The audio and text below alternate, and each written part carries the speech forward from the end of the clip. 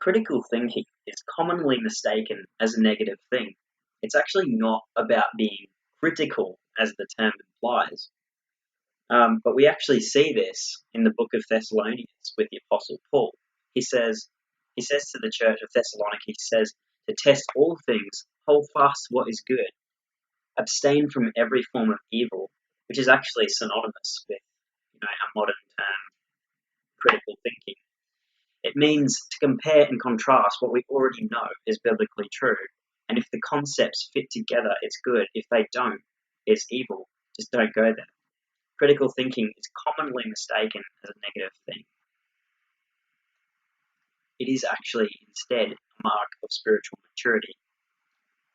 I don't know, if you've ever come across an older member of a church congregation and they just seem to be a bit set in their ways.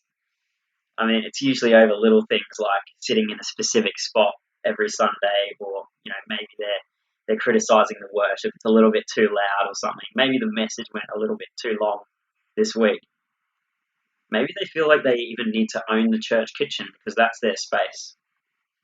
For some of our older church members, they might have greyer hair and a bit more wisdom and experience than our younger members. Praise the Lord.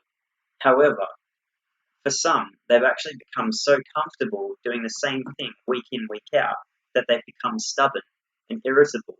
They don't wish to learn new things because they're happy with the status quo, even though God encourages us to remain teachable. We are not called to a life of gaining knowledge and then depositing said knowledge when we're elderly because we've, reached that XP in our life somehow. Much in the same way that stagnant water is dirty and not fit for human consumption, but running water is far better. That's a Job 14:19 reference. An effective Christian will keep learning and keep their mind healthy by taking on new concepts daily and not settling until they're called home to be with Jesus.